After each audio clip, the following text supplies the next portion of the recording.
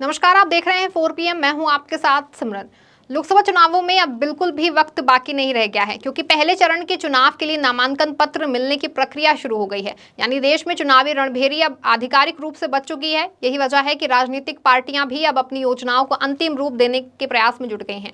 इस बीच केंद्र की सत्ताधारी पार्टी भाजपा एक बार फिर देश की सत्ता पर राज करने की फिराक में लगी है।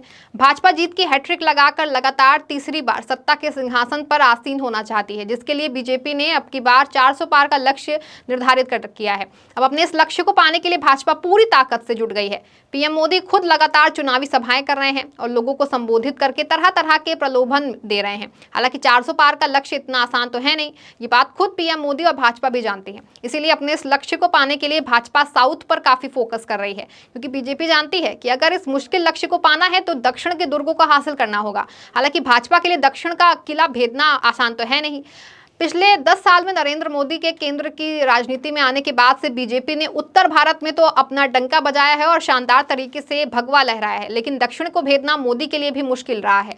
यही वजह है कि इन 10 सालों में दक्षिण में भाजपा के पैर जमाने में मोदी भी विफल रहे हैं। हालांकि पिछले लोकसभा चुनाव में भाजपा ने दक्षिण में 29 सीटें हासिल की थी। इस दौरान उनके लिए दक्षिण का प्रवेश द्वार बना था कर्नाटक, जहां 2019 के लोकसभा चुनाव के वक्त बीजेपी की ही सरकार भी थी। इसका फायदा पार्टी को लोकसभा चुनाव में भी मिला और भाजपा ने कर्नाटक की 28 लोकसभा सीटों में से 25 पर अपना सीधा कब्जा जमा लिया। इसी के अलावा 4 सीटें पार्टी ने तेलंगाना में हासिल की थीं, जिसके बाद ये माना जाने लगा था कि कर्नाटक के जरिए भाजपा दक्षिण में प्रवेश कर सकेगी। लेकिन अब 5 साल बाद फिर से लोकसभा का चुनाव आया है तो भाजपा की हालत कर्नाटक में पहले से भी ज्यादा बदतर हो गई है।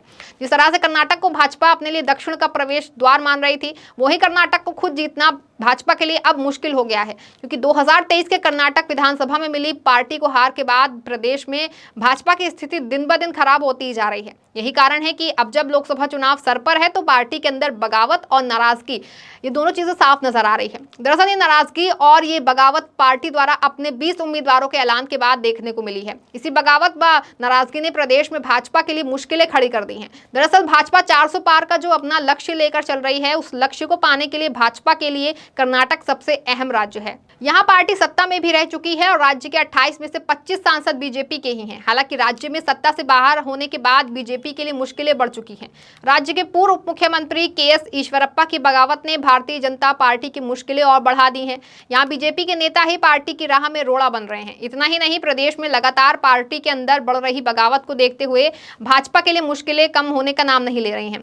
कुछ मीडिया रिपोर्ट्स के मुताबिक भारतीय जनता पार्टी की उच्च स्तरीय बैठक की गोपनीय जो बातें हैं उनको सार्वजनिक किया जा रहा है। इससे लोकसभा चुनाव को लेकर के पार्टी की रणनीति कमजोर हो रही है और संगठन में असंतोष बढ़ रहा है।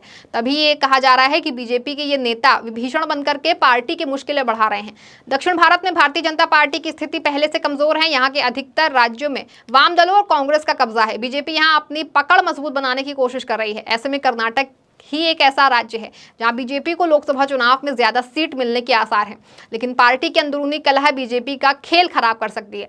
पीएम मोदी ने लोकसभा चुनाव में एनडीए गठबंधन के लिए 400 से ज्यादा सीटें जीतने का लक्ष्य रखा है। कर्नाटक में जेडीएस के साथ गठबंधन करके बीजेपी ने इसकी पूरी तैयारी कर रखी है, लेकिन अब पार्टी के नेता ही मुश्किलें खड़ी कर रहे हैं। कर्नाटक में बीजेपी सरकार में उप मुख्यमंत्री रहे KS ईश्वरप्पा खुलकर के बगावत कर चुके हैं। उन्होंने शिवमोगा सीट पर पार्टी के उम्मीदवारों के खिलाफ चुनाव लड़ने का ऐलान किया है। पीएम मोदी की रैली में भी शामिल नहीं हुए थे। उनके मंसूबे साफ हो चुके हैं। इसके अलावा भी कुछ नेता पार्टी में विभीषण की भूमिका निभा रहे हैं। रिपोर्ट के अनुसार बीजेपी केंद्रीय चुनाव समिति की बैठक में चुनावी रणनीति और टिकट बंटवारे को लेकर अहम चर्चा हुई थी। इस बैठक में कर्नाटक बीजेपी के 4 से 5 वरिष्ठ नेता भी शामिल हुए थे। प्रदेश अध्यक्ष DY विजयन ने राज्य में पार्टी की स्थिति को लेकर रिपोर्ट और पीएम मोदी अमित शाह के सामने अपना पक्ष रखा। हालांकि इस गोपनीय बातों को लीक कर दिया गया था। इसके बाद ही ये भी कहा गया था कि BS येदियुरप्पा और BY विजयन कुछ नेताओं का समर्थन कर रहे हैं और कुछ के खिलाफ हैं। इससे पार्टी की मुश्किलें बढ़ रही हैं। भाजपा आलाकमान की तमाम कोशिशों के बावजूद प्रदेश में बीजेपी के लिए मुश्किलें कम होने का नाम नहीं ले रही हैं। इसीलिए अभी तक पार्टी यहां पर सभी सीटों पर अपने उम्मीदवार भी अभी तक घोषित नहीं कर पाई है। एक और जहां पार्टी के अपने ही नेता भाजपा के लिए मुश्किलें खड़ी कर रहे हैं और अंदरूनी कलह से पार्टी के लिए आगे की राह कठिन बना रहे हैं, तो वहीं अब दूसरी ओर प्रदेश में पार्टी के सहयोगी दल जनता दल सेक्युलर की ओर से भी नाराजगी की खबरें हैं सामने आने लगी हैं।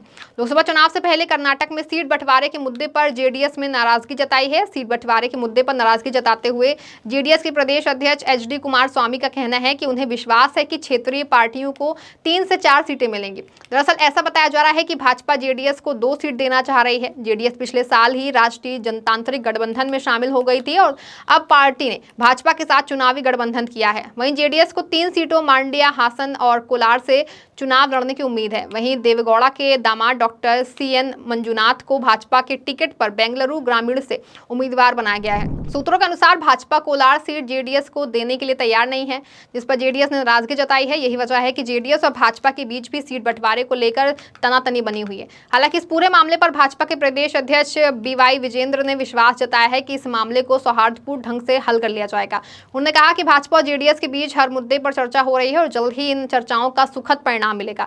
बीजेपी अध्यक्ष विजेंद्र ने कहा कि मेरी हमारे राष्ट्रीय नेताओं के साथ बातचीत हुई। इसके बाद मैंने पूर्व प्रधानमंत्री से फोन पर बात की और फिर एचडी कुमारस्वामी के साथ भी जानकारी साझा की। पार्टी प्रदेश अध्यक्ष विजेंद्र ने बताया कि उन्हें विश्वास है कि सब कुछ ठीक होगा और जो भी फैसला होगा वो जेडीएस को भी स्वीकार होगा। वहीं पिछले कई दिनों से भाजपा नेता डीवाई सदानंद गौड़ा के कांग्रेस के संपर्क में होने और कांग्रेस में जाने की खबरों पर प्रतिक्रिया देते हुए बीजेपी प्रदेश अध्यक्ष विजेंद्र ने कहा कि उन्हें विश्वास है कि सब कुछ ठीक होगा और वो भाजपा में बने रहेंगे। बता दें कि गौड़ा उत्तर बेंगलुरु सीट से टिकट नहीं दिए जाने से नाराज हैं। उनके कांग्रेस में जाने की चर्चाएं पिछले कई दिनों से चर्चा में बनी हुई हैं। फिलहाल भाजपा भले सब कुछ ठीक होने की बात कहे, लेकिन वर्तमान परिस्थितियों को देख करके ये लग रहा है कि कर्नाटक में भाजपा की हालत काफी खराब बनी हुई है। ऐसे में दक्षिण में प्रवेश के लिए भाजपा जिस कर्नाटक को अपना एंट्री गेट समझ रही थी, उसमें भी अब ताला लग जाने से बीजेपी की हालत बहुत खराब हो गई है और अब उसके साउथ में एंट्री पर भी ताला लटकता दिखाई दे रहा है, जिससे 400 पार का बीजेपी का सपना भी चकनाचूर होता नजर आ रहा है। फिलहाल के लिए खबर में बस इतना ही। तब तक के लिए आप देखते रहें 4 PM। धन्यवाद।